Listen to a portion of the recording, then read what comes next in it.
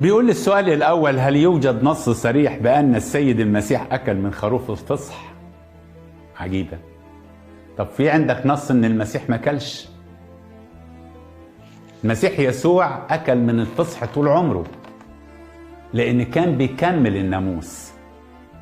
فاكر لما راح يتعمد من يوحنا المعمدان ويدخل في معمودية التوبة وهو مش محتاج للمعمودية؟ قال له: اسمح الآن لأنه ينبغي أن نكمل كل بر. فالمسيح يسوع كان حريص في تتميم الوصايا، وحتى الرموز كان حريص فيها، لدرجة ان لما يشفي واحد أبرص يقول له: روح وري نفسك للكاهن وقدم القربان اللي قال عليه موسى. المسيح أكل من خروف الفصح، أكل من خروف الفصح قبل ما يظهر للخدمة، وأكل من خروف الفصح بعد ما ظهر للخدمة. لما نيجي نتكلم عن خروف الفصح نلاقي الكتاب المقدس اتكلم عن 7 مرات لخروف الفصح. هو حصل على طول عند اليهود، لكن اللي ذكروا الكتاب 7 مرات. أول مرة صنعوا موسى النبي قبل ما يخرجوا من أرض العبودية أرض مصر. تاني مرة صنع موسى الفصح في برية سيناء في تاني سنة بعد الخروج. تالت مرة صنعوا يشوع بعد ما دخل أرض الميعاد. رابع مرة في نهضتين حصلوا اتصنع فيهم الفصح، أيام حزقية الملك وأيام يوشيا الملك. يبقى موسى عمله مرتين في مصر وسينا، يشوع عمله مرة نمرة 3 في أرض الميعاد، حزقية قبل السبي عمله، ويوشيا قبل السبي عمله. ادي 5 مرات. المرة السادسة بعد الرجوع من السبي، عزرا ويهوشع الكاهن ونحمية عملوا الفصح بعد الرجوع من السبي. آخر مرة رقم 7 في إنجيل معلمنا لوقا لما يقول لك: ولما جاء الفصح الأخير. الرموز في دي كلها للفصح. يهوذا أكل من الفصح. أنت بتقول المسيح كل من الفصح ولا لا؟ طب ما هم بياكلوا الفصح.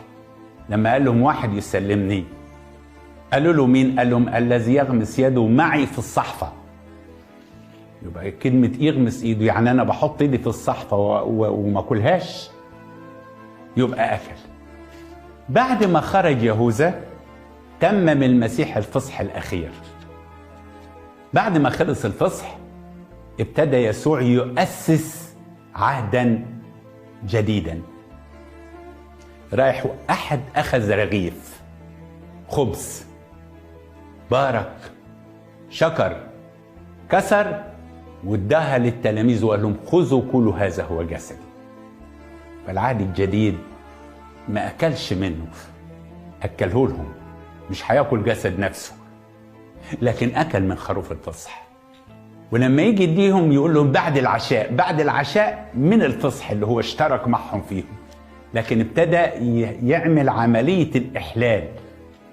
خذوا كلوا هذا هو جسدي. ثم أخذ كأس من الكؤوس وبارك وشكر وقال: خذوا اشربوا هذا هو دمي. المسيح لم يأكل جسده ولم يشرب دمه، لكن أعطانا أن نأكل وأن نشرب. عملية الأكل وعملية الشرب عملية روحية محض، لأن مش مادية. لأن لو مادية الجسد لا يفيد شيء. ما دام كناه مرة ما خلاص كناه وانتهى. لكن دي عملية، عشان كده احنا سميناها ايه؟ سر. سر التناول. يعني ايه سر التناول؟ يعني حاجة غير منظورة في أمام حاجة منظورة قدامنا. ايه الغير منظور؟ الروح القدس، والمنظور رغيف الخبز وكأس عصير العنب. الاتنين دول المنظورين. احنا بنقول الإيمان هو الثقة بما يرجى والإيقان بأمور لا ترى. لما باجي اكل من هذا الخبز طعمه في بقي خبز، ريحته خبز، ملمسه خبز، اقول ده جسد الرب. ازاي؟ ما انت كل كيانك بيقول لك ده عيش. انا بقول ده عيش، وهو قال هذا هو جسد ليكن الله الصادق وكل انسان كاذب. لما امسك اشرب الكاس ريحته عنب، عصير عنب، عصير الكرمة، طعمه عصير الكرمة، واقول ده دم الرب. ما انت طعمه بقك ما هوش دم الرب. لا، لان هو قال. احنا عندنا مثل في الصعيد يقول لك فلان بيحب فلان، لو قال له على الاسود ابيض يقول امين. لان الايمان اكذب الواقع واصدق اقوال الله. ليكن الله صادق وكل انسان كاذب. عشان كده هنا صاحب السؤال لما جه يتكلم بيقول السيد المسيح اعطانا جسد لناكل ودم لنشرب، ولكنه اكل وشرب جسد ودم نفسه. جبتها منين اكل وشرب؟ انت لخبطت العهدين على بعض. العهد القديم السابع والاخير انتهى بانهم تعشوا منه. بعد العشاء يبدا العهد الجديد.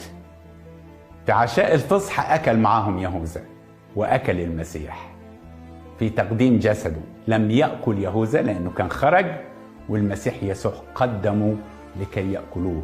من يأكلني يحيا بي.